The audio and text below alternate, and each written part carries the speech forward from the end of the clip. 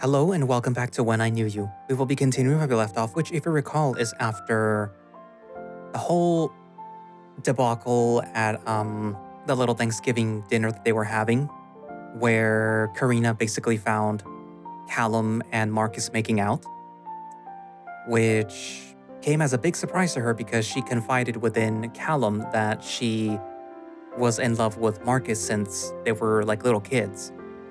And even though there's a lot of people that I'm pretty sure, because I'm recording this in the future and I don't know what your guys' reactions are to this, but I'm pretty sure there's at least a handful of people that are going like, well, I mean, what are they supposed to do? Like, she's mad, that's her own thing, Like, well, she confided in Callum and told him that she liked him. And then Callum goes and basically steals the man that she was after. Even though that man had no interest in her, he should have, at the very least, with Marcus, gone to Karina and say like, hey, ever since Callum came back, we have kind of sort of fallen for each other. And Marcus could say like, oh, well, despite the fact that you and I had a very brief thing, in reality, I am and always have been interested in Callum. So, basically done it the right way and basically told her straight up, we're sorry, but we kind of are together. We want to be together with your blessing. And, then the ball would be on her court and it would be up to her to basically be okay with it or not after that. Because they did the right thing and came to her and, told them what was going on. But no, they decided to get together behind her back. And it's both of their faults because they both knew that Karina liked Marcus. So yeah, not only that, but why are they making out in the house right there? Like, my God. Have some self-control, people. Anywho, so before that, well, actually, no, as a result, now Callum is going to overcompensate and is basically going to be on a crusade again to look for David because, I don't know, I guess that's supposed to make things right. But yeah, visual novel protagonists. Anywho, so yeah, without further ado, let us continue When I Knew You and see what other shenanigans Callum gets into. Hey, Callum, don't cry. I can't help it. What if I never see you again? Oh, come on. You really think that? It's not goodbye forever. You'll come back one day, or hell, I'll go and find you instead. I've always wanted to go to Philly. But I like Pricefield. I want to stay here with you guys. We'll all meet up one day. And if we're not all together, then we can just go looking for whoever got left behind. I know that when I get the chance, I'll go looking for you, Callie. I'll always come looking for you. 'Cause I'm yours. I'll always be yours. Me too, David. I'll look for you too. Because I'm also... What are you daydreaming about? Aster's voice snaps me back to reality, returning me from my memory and into the gray, monotone world, where the December snow has taken over every corner of the state. It's nothing. How long till he gets here? Give it a minute. He's not really a punctual guy. That and he's not exactly thrilled to see me. What do you do to him? Same thing that you're doing, being nosy. Figures. I blow on my hands to get some warmth back into them, rubbing them together as Aster stares at me in ridicule. What? I thought you lived in Philly. How are you so cold in this weather? I'm just really bad with the cold weather. You should have worn a bigger coat. That cardigan isn't going to do you much good. Thanks for the advice, short shorts. At least I can actually handle the cold. Yeah. So, what took you so long to ask for my help again? Last I heard from you was a whole month ago. Don't tell me that you stopped searching for him. I did stop. Let me guess. Marcus? Well, I can't say that I blame you. If I had that piece of ass wrapped around my finger, I'd probably forget my last name too. You're disgusting. What? I'm just saying that your boyfriend's hot. Learn how to take a compliment, sweetie. So what made you change your mind?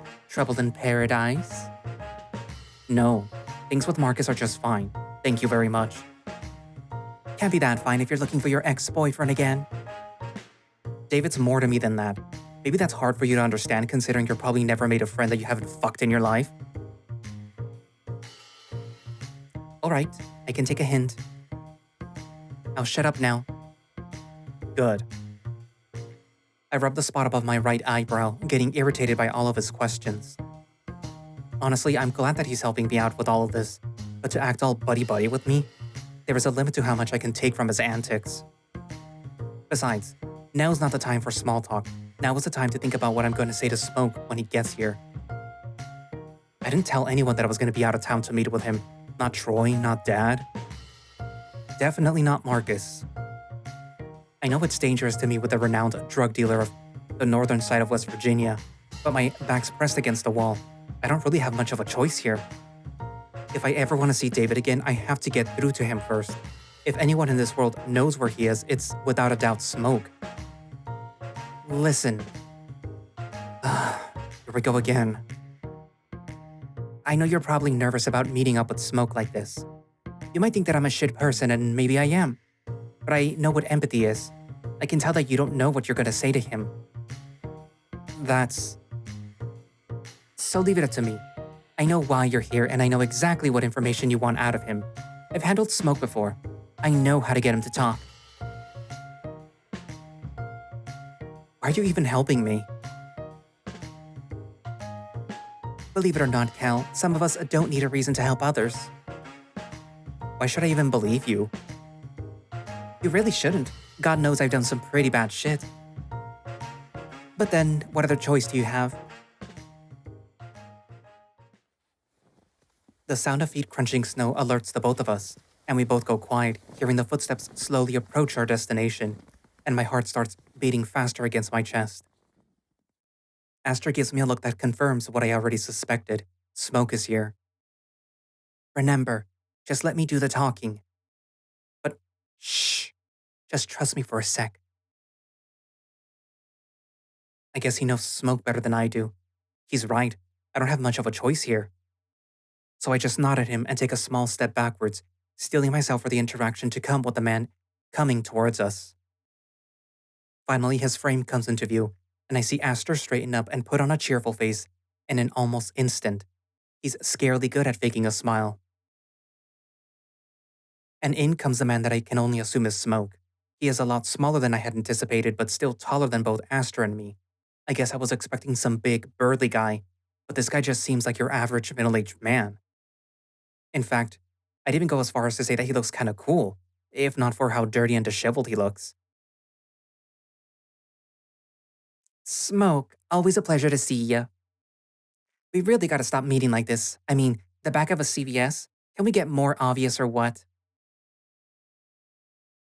What do you want, Roderick? Aster winces at this, but tries to keep his composure as he laughs it off. Oh, come on, Smoke. You've known me for how many years now? You know what my name is? Yeah, that's what I just called you. By your name. Just call me what everyone else calls me.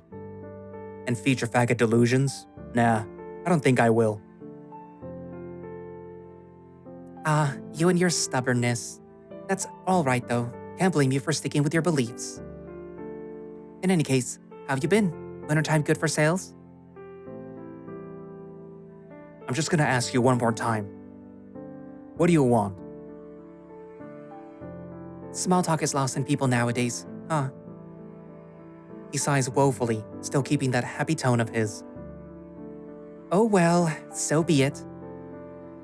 Aster grabs me lightly by the arm and pulls me towards them. Smoke acknowledges my existence for the first time since he got here, staring at me like I'm roadkill. My friend here wanted to buy something from you. He looks me over and grimaces. You serious? You think I don't know what a junkie looks like? Who's this white truffle kid? Keen eye as always. He's a first-timer, met him at a party and now he wants to try more stuff. Again, he gives me a once-over, an incredulous look on his face mixed with a little bit of disgust. I shrink a little. That true? Uh, yes, sir. Just curious about it is all. He scoffs and turns to Aster, giving him a mocking look. He's just shy. You should see him at parties. Right. He addresses me again, nodding in my direction. What's your high, kid? My high? Something simple to start him off with should do. Maybe LSD? I try not to look too scared at the mention of that. I knew that I would have to buy something from him before I asked for information, but what if he makes me try it in front of him? I don't think that I could go through with that. All right, I got a pack here. He opens his raggedy old backpack and fishes around it for a minute until finally taking out a tiny bag with pills in it. Yep, that should be enough for a trip. All right. How much would that be? Usually it's 50, but since you're a first-time customer, we'll leave it at 30 this time. Jesus, $50 for 4 pills? No wonder David went broke. I heavy-heartedly take out the money my dad gave me for my birthday last week, whispering sorry to him as I hand it over to Smoke. He pockets it and then hands me the baggie, giving me a moment to inspect it. Yep, these pills are appealing all right.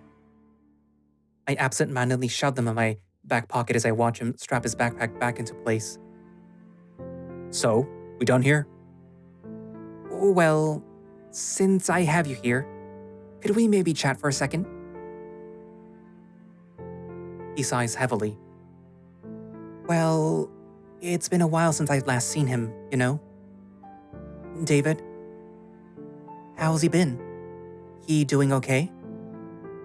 Aster's voice is much softer, more serious now, as if trying to tug on Smoke's heartstrings. How the hell am I supposed to know?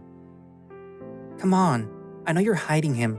You know that I know that you're hiding him. Why do we have to play this game? I don't know what you think you know, but I ain't hiding no one. Who even told you that anyway? Was it this kid? He takes a threatening step towards me, but Aster firmly places himself between us, pushing me back defensively.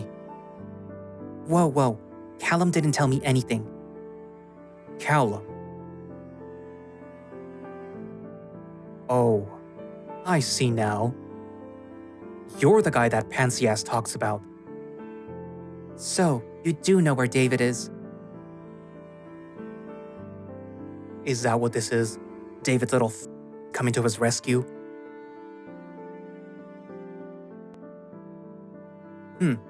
Figures. He steps in closer to Aster's face, staring him down with a look of utter disgust, yet Aster doesn't move an inch.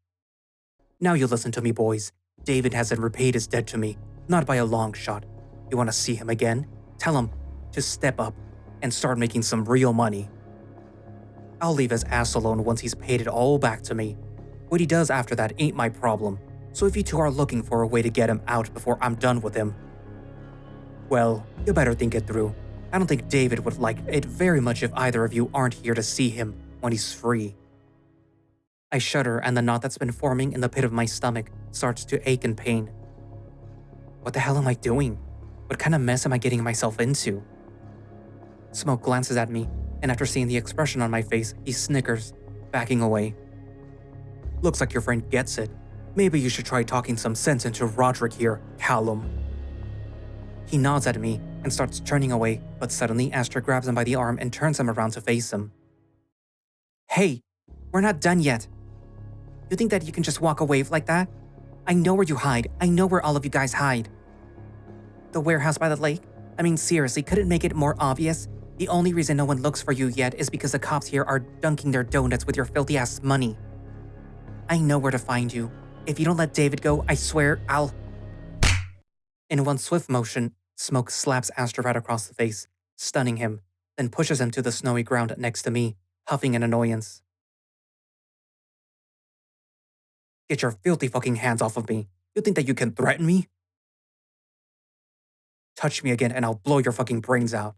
And that ain't a threat, sissy. He tugs on his coat and slowly starts to walk away, his eerie footsteps fading away until they're all but gone. I watch in shock as Aster lays there, his body shaking every now and then, and I'm terrified that he's having some sort of seizure when I realize what's actually going on. He's sobbing. Snapping myself out of my trance, I kneel down beside Aster, placing a hand on his trembling shoulder. Aster, are you okay? Should I... should I call someone? He doesn't answer me. He just cries softly for a bit, hiding his face, trying to get some semblance of his composure back, to no avail. So I just sit there, awkwardly patting his back, feeling all the guilt and shame pile up on me like bricks with each passing moment. What am I doing? Finally, his crying calms down, and after roughly wiping his face, he slowly gets up to his feet, a look of indifference etched on his face. His left cheek is swollen red, no doubt being the early signs of a nasty bruise, but he just dusts himself off and fixes his hair, as if he didn't just get physically assaulted by an old man. Well, let's get out of here. Right. I'm not sure why Aster takes the bus back to Pricefield with me. Maybe he didn't want to go home yet. Maybe he's making sure that I get home okay. Or maybe he just wanted some company. Either way, I don't tell him to go away. I don't question why he wants to sit next to me, why he's following me home, or what he's planning.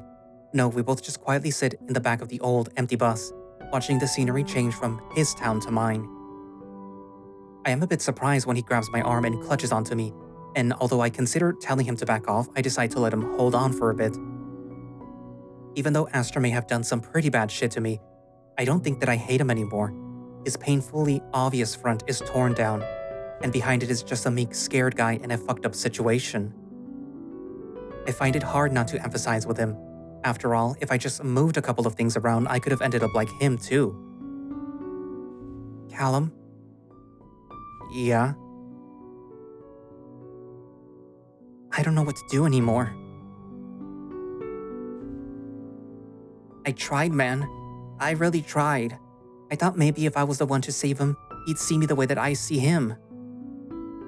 I thought if I tried hard enough, if I was a bit more aggressive, just pushed a little more, I could do it. I could get him to talk. I could save David. But I don't think I will. I know you want to save him too. Better than anyone I know. But you've got so much, Callum. A boyfriend, a friend group, your dad. I saw that day, how he came to pick you up when your mom left, how worried he seemed. I can tell just from looking at you, Callum. You're someone who's loved. People love you. They care about you. They'll put up posters if you go missing and hug you for hours if you show up again. You have everything, Callum. So you have so much to lose if you look for him. I don't have that. I only have myself, and maybe it's my own fucking fault, but... well, I haven't known any other way. He pulls away to face me, his eyes glossy with emptiness. All I had was him, and I thought that I lost him.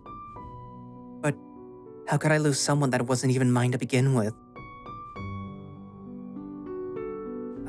I'm sorry. You don't have to apologize. I'm the one who's sorry. Isn't love stupid? The things that we do for it. But nah, not anymore. I'm done. If David wanted me to save him, he would have asked me a long time ago. Maybe it's up to you to save him, Cal. After all, I'm sure that's what he's aiming for. I don't know if I will anymore.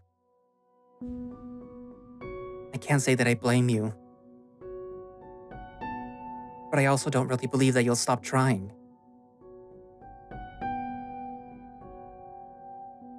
Well, whatever you do, Callum, just don't risk your life over some guy. It's never worth it. And with that, he fixes his solemn gaze out of the bus window, and we spend the rest of the ride back to Pricefield in silence. The bus lets me out a couple of blocks away from my house. Aster said that he knows someone that he can stay with here for a while, So after another awkward exchange, we part ways at the bus. The walk home felt cold, and not just from the snow that started to fall in town. Something much, much heavier than the snow hangs over me, giving me a feeling that I'm not quite sure how to describe. Guilt? Sure, but it's more than that. Shame, maybe? But it's something else entirely too. Something that makes me scared of what's to come, of what will happen to me. It's like fear and hurt and dirtiness all jumbled into a knot in my stomach. All of this for some guy who isn't even the guy.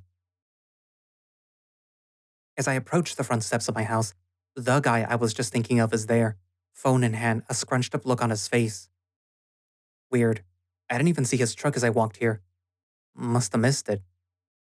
His ears flick as the sound of my footsteps crunching in the snow catches his attention, and just like that, his face instantly warms at the sight of me, smiling eagerly as he walks up to greet me. The smile on his face does wonders to my mood too, lifting off most of the weight off my shoulders with one look from those gorgeous green eyes of his. Hey. Hi.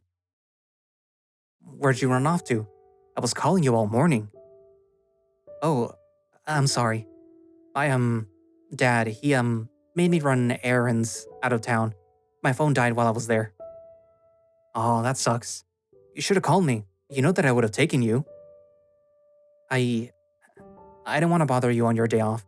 I know how much your dad makes you work. Driving you around isn't a bother, Cal. We could have gone to see how they decorate for Christmas in other houses together.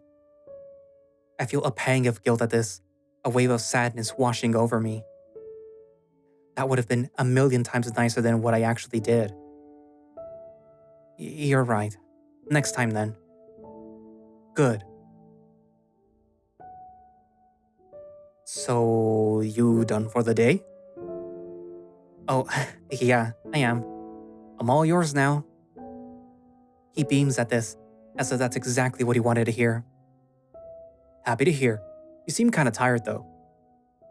No, I'm fine. The bus ride just made me sleepy. He holds open his arms for me, and I don't hesitate to fall into them, feeling the warmth of his body press against me and his arms squeezing me tightly. You're so cold. You're so warm. Opposites attract, I guess. I hug him tighter, rubbing his back with my hands in small circular motions, and he does the same to me, running his big hand against my own back. So, what do you want to do today? Anything you want, as long as we do it together. Yeah? His hand ventures further down, holding onto my lower back tenderly. Yeah. Just stay with me. You know I will. I hum happily as he slowly slips his hands lower, the warmth of his breath against my ear sending shivers up my spine. This happiness, this familiarness, it makes me forget all my worries, all of my responsibilities and pain, and replaces it with him. Just him. We could watch a movie. That sounds nice. His hands slip into my back pockets like they always do. Or get some food. A good idea too. Or we could. His hands freeze as he goes quiet. Marcus? He grabs something from my pocket and pulls it out, stepping away from my embrace, and my entire body goes cold the second that his touch leaves mine. He looks at the bag, the small, filthy bag, and after a beat or two, faces me with an incredulous look. Callum? What is this? My stomach turns to ice as I glance between the bag of pills and my boyfriend, racking my brain for an explanation, for an answer, anything but the truth. It's, Where did you get this? I... Smoke. Something clicks inside of him and his bemused look morphs into one of understanding. And then disgust. You want to see smoke? David. You're still looking for him. Aren't you? Marcus, I'm so close. I try to grab onto him, but he takes another huge step away from me, hurt etched onto his face. My god, no. You're fucking kidding me.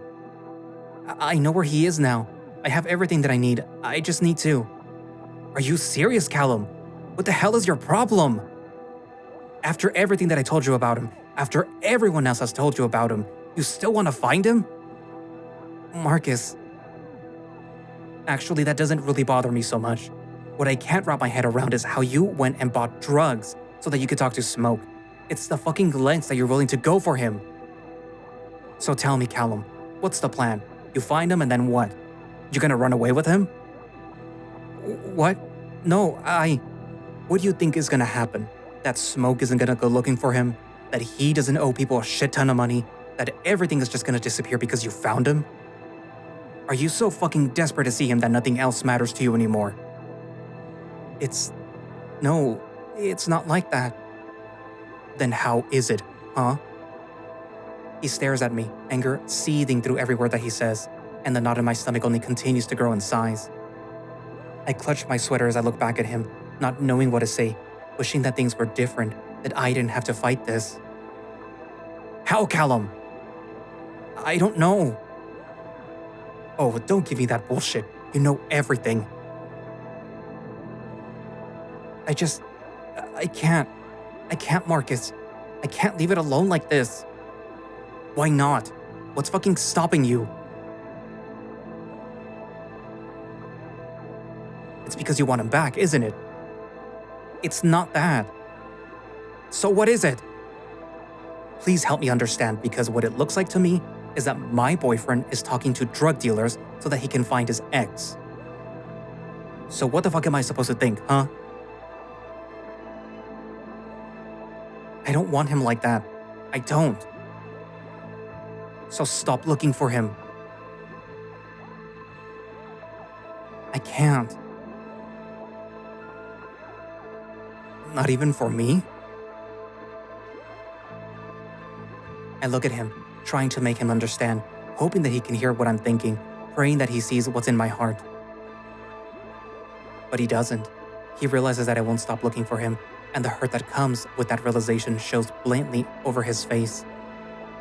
He just looks at me, trying to understand but not being able to, trying to know what I'm thinking but failing to do so. This is all my fault. Marcus, I just... Please let me explain it to you. No. I'm not gonna believe you. Whatever you say to me now doesn't matter. You lied to me when you promised that you'd stop looking. You lied to me now when I asked you where you were. I don't know what else is a lie. I don't know how much of us was a lie. You weren't a... I'm done. What? I'm done, Callum. I'm done trying to understand you or trying to be first place. It's clear now that he's always gonna come first to you. So why even bother at this point? No, Marcus. I said that I'm done. You don't have to worry about me anymore, okay? Just look for him. Find him. That's what you want, right? That's what this all has been about, isn't it? So do it. I won't get in your way. He turns from me and starts walking towards his truck, and everything inside of me yells at me to move, to run after him, to get on my knees and beg him to stop, to give me another chance, to just listen to me for a second. But I don't. I just stand there, heartbroken, watching him get into his car. I watch as he doesn't turn to me for a second, his green eyes an almost gray color, his gaze fixed on the road. And with tear-soaked eyes, I watch him drive away from me, down the road that was once filled with beautiful colored leaves, now empty with monotone barren snow.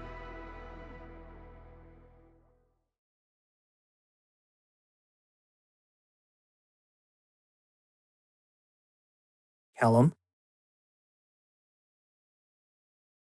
Callum, how are you feeling today? Sick. Still? Jesus. Are you sure that you don't want me to take you to the hospital? I shake my head. I just want to sleep. He touches my forehead, a worried look on his face. You're a little warm, but I don't think that you have a fever. I'll buy you some proper medicine today. I don't think that warm teas are going to cut it anymore. Okay, thank you. Sure, kid. Just try to get better, all right?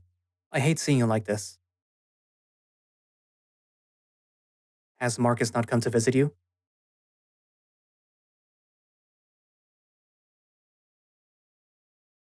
Yeah, he has. When? Yesterday. He brought me some soup. Hmm, well, that's good then. Listen, I gotta head to work. You think that you'll be okay on your own for a bit? No. Yeah, I'm fine. Have a good day, Dad. Yeah, you too, kiddo. Numb. That's all that I feel right now. Numbness. The initial phase of the insurmountable hurt has come and gone, leaving an aching, empty numbness in its wake. If I think about everything that happened, then the tears will just come right back up. So my only choice is to keep my mind a blank slate and embrace the numbing pain. Nothing else really matters to me right now. I just want to sleep and disappear from the world.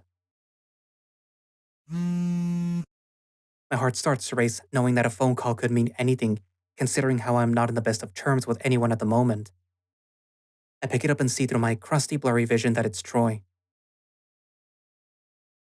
I let it ring a few more times before I gather the courage to press the green button on my screen and press the phone to my ear.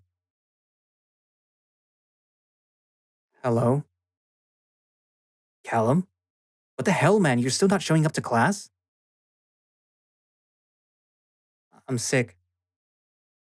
My ass? You had a fever for what, 4 days now? Either you're dying or you're lying to me, and honestly, I don't like either of those options. Maybe I'm doing both. That ever crossed your mind? I don't know what to tell you.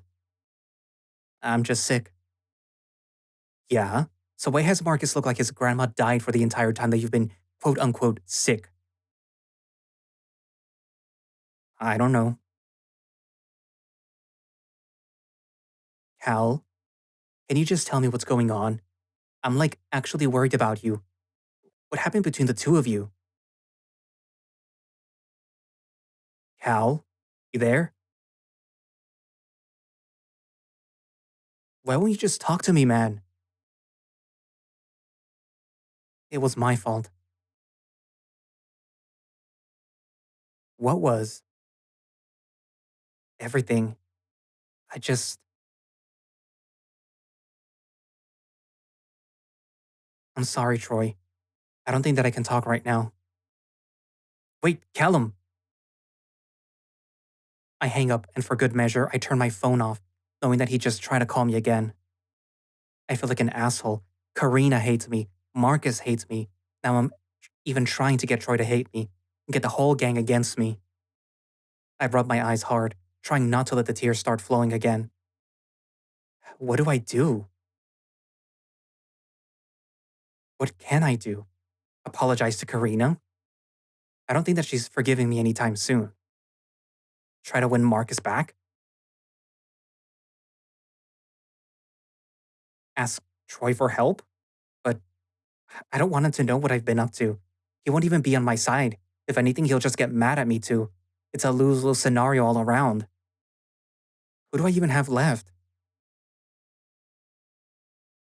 What do I have to lose anymore? A slow, creeping anxiety starts to form inside of me, and my mind swirls with the possibility of what I'm considering doing. I mean, I know now, don't I? Thanks to Aster. He's in the warehouse by the lake outside of town. Isn't that all I need? Isn't it worth a shot to go check? Dad won't be home until late. No one's gonna come over. No one will know that I'm gone. I have nothing to lose. I can go save him. The next hour goes by in a blur. I shower, get dressed, I grab my keys, I'm out the door, and yet, the pit in my stomach never subsides. Once I'm on the bus going out of town, the numbness that I had been feeling for the past few days starts to slowly subside, replacing it with an anxiousness so strong that I struggle to keep my hands from shaking. What am I even doing? The question echoes in my head yet again, as if it's all my brain can muster up in my stupefied state as I clutch my necklace tightly. It's like I know that my choices are stupid. I know that I'm being stupid, selfish, apathetic. I know that if I head to that warehouse, I might not even come out of it. But I don't care anymore. I've gone too far now. What else can I do? Rain pours down on our little fort, seeping in through the cracks between the makeshift roof that we built. It's cold. I'm muddy, dirty, and tired from running. I want to go home and drink some hot chocolate. But I'll get soaked, and Mom will get mad at me, so I have no choice but to wait out the rain here with David. Honestly, it could be worse. I could be here alone. David? Yeah? He answers somewhat coldly, clearly angry at being caught in the rain and having his fun cut short. I'm cold. Me too, Callum. What do you want from me? I don't know. Couldn't we huddle for warmth? Fine, come here. He opens his arms for me, and I quickly crawl over to him and lay my head on his chest, hugging him close to me. It's not much better, but it's something. I'm sorry that you can't play anymore. It's fine. You can just come here tomorrow, and the day after that too. We should build a real house here, move in together. That's not a bad idea. Though, I like to live somewhere else too. Like where?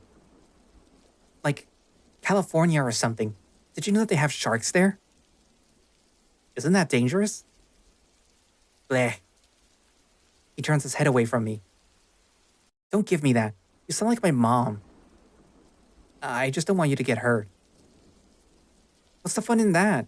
Why would I want to sit here and do nothing instead of swimming with sharks or squids or whales? I don't know if I'd like to do all that. Well, I guess you don't have to come with me.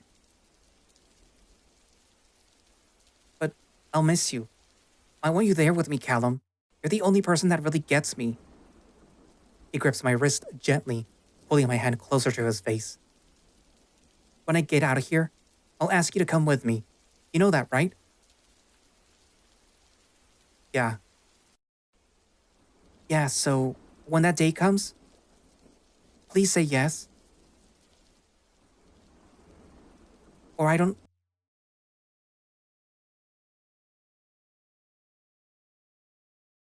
Rubbing my eyes, I get up and get off the bus, the snowy air chilling me awake as I walk away from the bus station. The walk to the warehouse feels eternal, the sound of my footsteps crunching snow starting to permanently ingrain itself into my eardrums. I rub my hands for warmth, trying to keep my mind level-headed and focused on the task ahead. I'm gonna break into the warehouse, I'm gonna search around, and if there's nothing, I'll leave and go back home and pretend that nothing happened. What if he is there, though? What exactly is my plan? Break him out, action movie style? I don't think that's very smart. Not that anything that I've done for the past few weeks has been incredibly smart either. The very real possibility of going into the warehouse and getting jumped by a bunch of gang members flashes through my mind, and I shudder. Well, if that happens, at least I'll be going out with a bang. I really don't like myself right now. Finally, after a long, treacherous road, I reached the warehouse, standing in front of it as if frozen in place. It's old, very old, like built in the 1900s old. The smell of dust and mold fills the air all around the area, and I can only imagine how it smells inside. Is this really where David has been for the past couple of months? This place is a dump. Why hasn't he escaped yet? Can't be that hard, right? I circle the perimeter, looking for an entrance that isn't the main gate that is obviously chained up. Boarded windows and dusty glass panels adorn the building, with no clear entrance anywhere. No matter how you look at it, this place is abandoned, and it seems like it's been this way for a long time.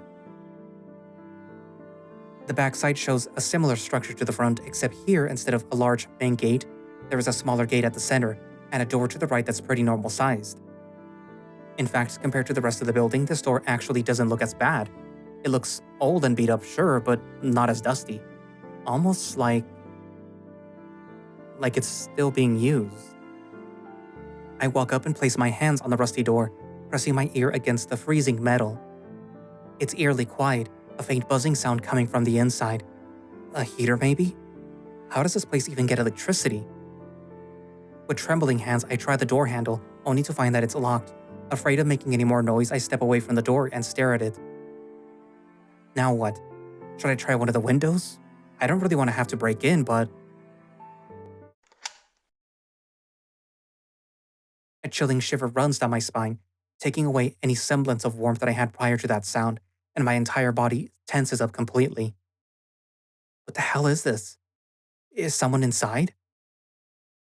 Do they know that I'm here? The door handle slowly turns on its own, and panic sets in on me in an instant as I quickly back away. Turning, the world goes black and a feeling of suffocation envelops my lungs as a dirty cloth bag is placed over my head. I writhe and squirm frantically to get free of the stranger's bear hug hold on me, but feeling how strong his arms are, it's definitely useless to think that I'd escape his grasp. He pushes me towards where I know the door is, and I try and yell, scream for help, anything, but he's squeezing my chest so tightly that all that comes out of my mouth is a desperate, guttural groan. I hear the sound of the door close behind me and realize that we're inside the warehouse. I panic more, panting and wheezing to the point where I feel that I might pass out. The stranger adjusts his hold on me, and suddenly against the cloth bag, a sharp metal object presses against my neck, and he speaks loudly against my ear. Who the fuck are you and what are you doing here? I can't answer. I'm breathing too hard, sobbing and gasping for air, that my brain doesn't listen to my body when I try to tell it to speak. I said, who the fuck are you? A cry escapes my lips, and between sobs, I yell out my answer. It's David. I'm looking for David. There's no one called that here, and that's not what I fucking asked. My heart drops, and any small glimmer of hope that I had in me dies in that instant. He's not here? All of this, all of my searching, putting myself in danger, breaking every bridge that I ever built, just to get here. For nothing. I broke Marcus's heart for this. For nothing. For my own delusions of saving him. I'm so unbelievably stupid. Answer me now. Let him go. An unfamiliar voice booms suddenly in the warehouse, making it echo through its spacious walls and making my heart stop for a minute. Red, you know this guy? I said let him go, Coin. My savior's tone is final and begrudgingly. Coin eases his grip on me and pushes me forward, and just as I'm about to tumble onto the ground, a pair of strong arms catches my fall. He grips me tightly, but somehow the malice that Coin's hold had on me is nowhere in this new guy's hold. It's almost comforting. Hey, you okay? I struggle to stand on my own, my legs trembling too hard and my mind just a bit too hazy. Yes, I'm okay. He carefully takes the bag off my head, and finally, through wet, blurry eyes and a dizzy head, I can see. And the first thing that I see is the man who saved me, who took a hold of me, and who is now looking right at me in disbelief. The man, the boy who I've been looking for. David? And that's where I'm gonna leave it for today. So we finally found David. Also, we lost our boyfriend. Well, Callum lost his boyfriend. Because of course he did. Because he's not very smart. This was kind of, like you kind of could tell that this was coming, you know? Like that Callum was gonna do something profoundly stupid, which was gonna cause Marcus to be like, what's going on in your head? And eventually they would end up breaking up. Whether or not they remain broken up is yet to be seen. But, you know, anywho, so David, he's here. He's alive. But every sign points to this is a bad idea, that you should not have gone looking for David. Even though David appears to be like surprised and kind of like not happy, but like, I guess like, oh, he found me. Literally the whole chapter sort of set it up to where it kind of seems like doing all of this was the bad thing. Because Callum was saying like, oh, I have nothing else to lose. But earlier Aster was telling him, you have a lot to lose. And it is true that Karina right now hates his guts. And prior to that, Marcus was, still okay, but now he also, he kind of hates your guts right now too. But like before doing all of that, it could have all been salvaged. Callum could have been like, you know what? No more. You're right. Everyone is right. I shouldn't be looking for this guy who clearly doesn't want to be found, who clearly doesn't want to be saved. And yet here I am. But let's, stop completely. But no, he just had to keep going. And he didn't really have a reason why. Even though, like, deep down he thinks that he has to, like, does he really? And it is true that other people were saying like, oh, well, you're going to keep doing it because, we know you're going to want to save him. You need to save him. But like, do you really? Oh, Callum. Anywho, there's 2 more chapters after this. I wonder what's going to happen. If you've read the follow-up story that centers around Baxter, you know what more or less happens. But, and considering that it is the 29th today, in 2 more days, the last chapter of that visual novel will actually be released, and I will record it and upload it and whatnot. And if you're a subscriber, channel member, then you will be able to see it. But if you're not, you're gonna have to wait. Anywho, but yeah, so Callum, you ruined everything.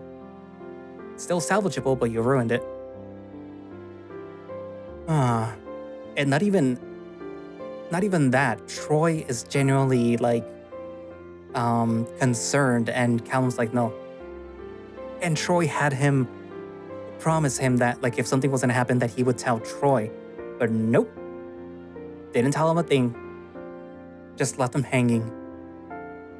So now no one knows where you are. I mean, maybe Aster might be able to help, but like they kind of already like don't want to have anything to do with us anymore because they've given up too. They realize that their own little obsession with this guy that disappeared is not good for them, Anywho, so what are your thoughts? Write it down in the comments, and thank you all for watching / listening. If you would like to play When I Knew You or any of the author's other visual novels, you can do so by going down into the link in the description where you can get a direct link for the itch.io page where you can download the game and play it, or just go to itch.io.com and type up the title of the visual novels, because there's 3 of them, and download them from there and play them yourself there. They do have a Patreon in case you want to support the author, and I mean, we all know that they write really good, compelling visual novels, and like, I really hope that they have something else already lined up after the other visual novel ends, because I was like, I really like their writing. I really like what they're doing. It kind of sucks that I just now found it, what they do. And yeah, I mean, they only are improving because going from this one to the other one, there is like a definite improvement in art and in writing, mostly writing. And I can only imagine that they'll be better, like if for their next project, they'll be even better. But yeah, support them if you want, if you can. Support me, become a channel member, and get early access to these videos as they're being scheduled. And what else? Oh, Ko-fi, in case you want to, become a Ko-fi member. There's only like 1 person there that's subscribing monthly. But it doesn't matter. Also Throne. There is 1 more book that I need for the Out of Position collection, just in case, you feel generous. And yeah, I guess that's it for now, and I will see you guys in the next video. Bye-bye.